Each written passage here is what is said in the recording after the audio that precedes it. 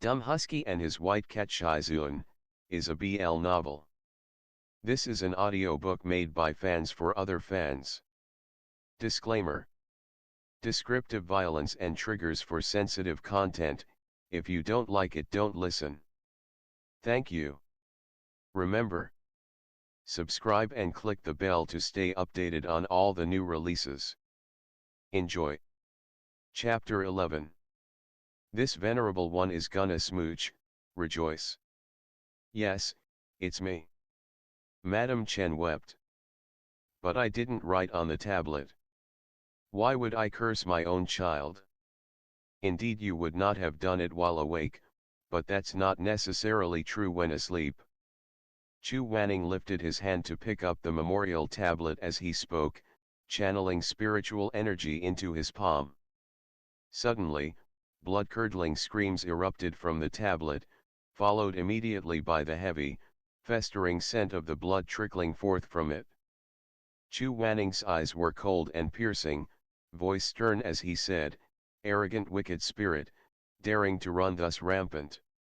Against the heavy spiritual power gathered in his palm, the writing on the tablet was actually forced to recede bit by bit, screaming. It soon became faded, and finally, vanished altogether. Chu Wanning squeezed with his pale, slender fingers, and the entire memorial tablet shattered. The Chen family, watching from the back, was stunned. Even Shi Mei was stunned.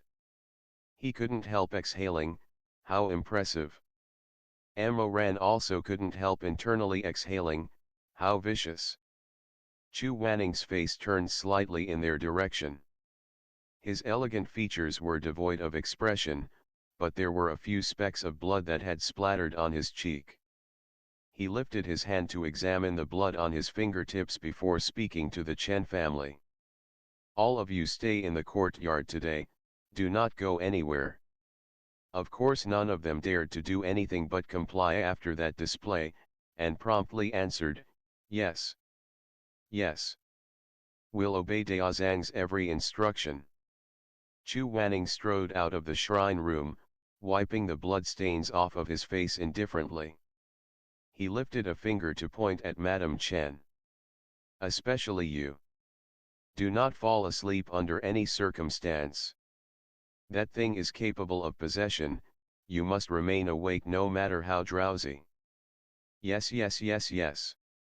Madam Chen agreed repeatedly, then asked tearily, with a measure of hesitance, "Daozang, then, my son, is he safe?" "For now." Madam Chen stared blankly. "For now? Not always? Then what must be done to keep my son safe?" Chu Wanning said, "Capture the demon." In her panicked worry, Madam Chen forgot her manners and threw courtesy aside to ask urgently, "And just when is Daozang planning to go capture it?" "Right now." Chu Wanning's gaze swept over the Chen family. "Which of you knows the exact place that the red coffin was dug up from? Lead the way." The surname of the eldest son's wife was Yao. Despite being a woman, she was tall and gallant. Her face showed dread as well, but she was relatively calm compared to the others, and immediately offered, "I know the location, since that place was selected by my late husband and myself. I will guide Daozang." The three of them followed Chen Yao, heading northward the entire way, and quickly arrived at the plot of land purchased by the Chens. The area was already cordoned off. The plants were dark and overgrown, and there was nobody around for miles. It was completely silent, with not even the sounds of birds and insects present. Halfway up the mountain, the space suddenly opened up into a clearing. Chen Yao said, "Three honored Daozang, this is the place." There was a grave suppression rock on top of where the red coffin had been dug up. Amo Ran burst out laughing at the sight of it. "What good is that crappy rock gonna do? Clearly the work of amateurs, toss it aside." Chen Yao was apprehensive. but the mister from the town said that the demonic beast inside holds the evil spirit down to keep it from getting out. Amoran smiled sarcastically. That mister sure has been effective so far. Chen Yao said, toss, toss toss toss. Chu Wanning said coldly, no need. He lifted his hand, fingertips glowing golden as Tianwen answered the call. A single flick of the willow vine, and the rock was cracked into pieces. Expressionless, Chu Wanning walked over to stand among the debris, and raised his hand once again in a threat. What are you hiding for? Get the hell up. A strange gaga sound came from below. Suddenly, a 12 feet tall wooden coffin burst forth from the ground, spraying earth everywhere, sending dust flying. Startled, Shimei said, this coffin has such heavy demonic energy. Chu Wanning said, fall back. Tianwen struck the tightly sealed red coffin in a backhanded lashing, sending sparks flying. There was a moment of silence, then the lid of the coffin split open, and the object inside was revealed as the thick smoke dispersed. Inside the coffin was a man, completely naked. He had a straight nose and handsome features, and would have looked as if he was merely asleep, if not for the paper-pale whiteness of his skin. Amoran's gaze zoomed below the man's waist, then he made a show of covering his eyes. Aya, the stinky jackass isn't wearing any pants. Chen Yao called out in surprise, husband. She made to rush toward the coffin without a second thought. Chu Wanning reached out to hold her back, asking with a raised eyebrow, this is your husband? Yes. He's my husband. Chen Yao was stricken with both fear and grief. How did he end up here? We definitely interred him at the ancestral grave, fully dressed in burial clothes. How did he? She started wailing before she could finish, beating her chest in anguish. How could this happen? So wretched is so wretched. My husband, my husband. Shimei sighed. Mistress Chen, please restrain your grief. Chu Wanning and Amoran both ignored the weeping woman. Chu Wanning didn't know how to comfort people, and Amoran had no compassion to speak of. The two of them stared at the corpse in the coffin. Amoran had already gone through this in the previous lifetime and so knew more or less what was coming.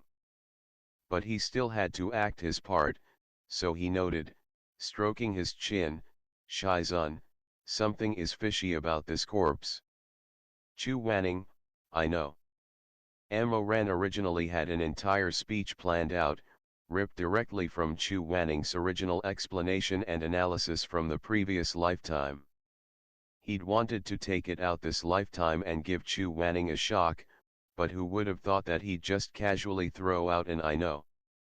As a teacher, wasn't he supposed to encourage his disciples to speak their own thoughts, and give praise and reward for doing so? Amoran wasn't giving up. He pretended not to have heard the I know, and kept going. There's no sign of decomposition on this corpse. Chen Gongzi died over half a month ago.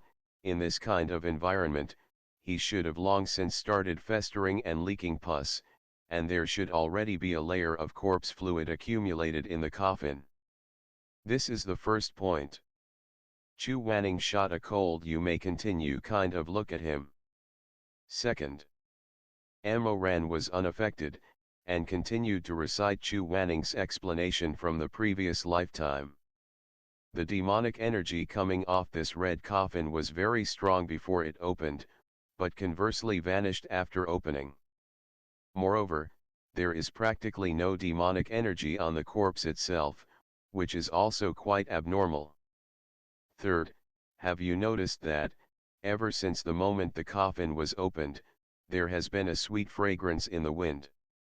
The scent was very subdued, one would not have noticed it at all without paying careful attention.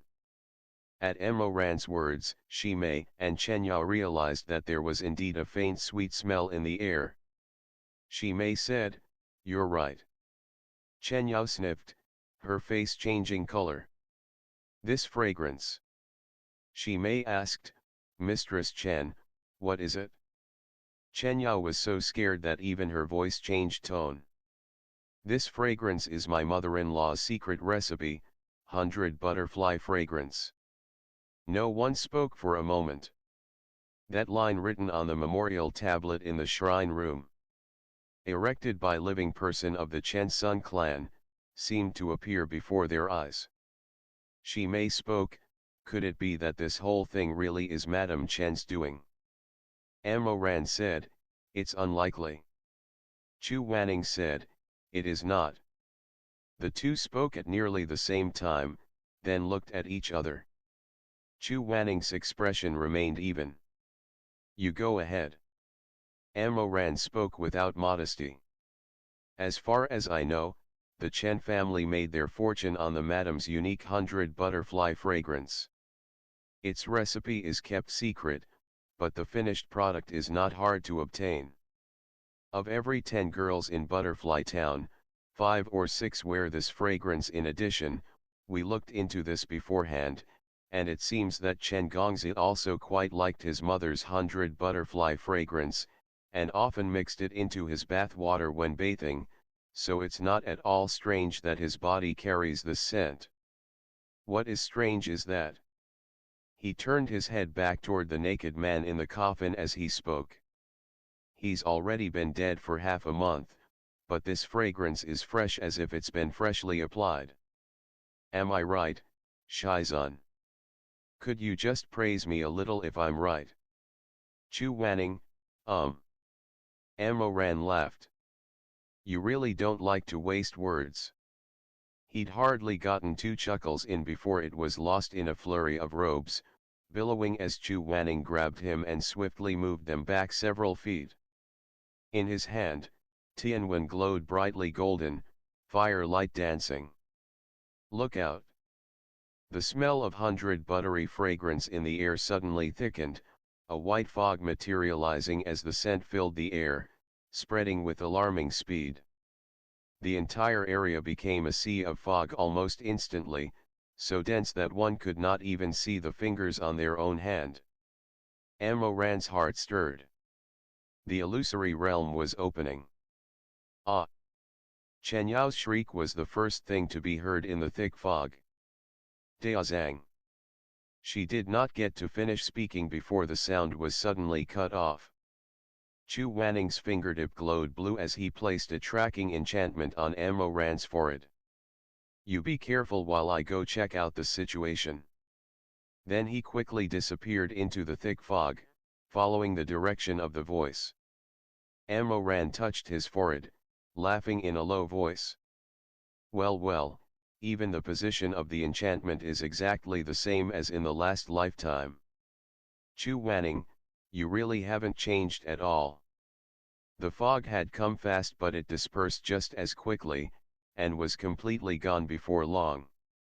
The scene that revealed itself before him, however, was even more startling than the fog was. At least, Amoran had gotten quite the scare out of it in the last lifetime. When the fog disappeared, the desolate and overgrown mountain was gone.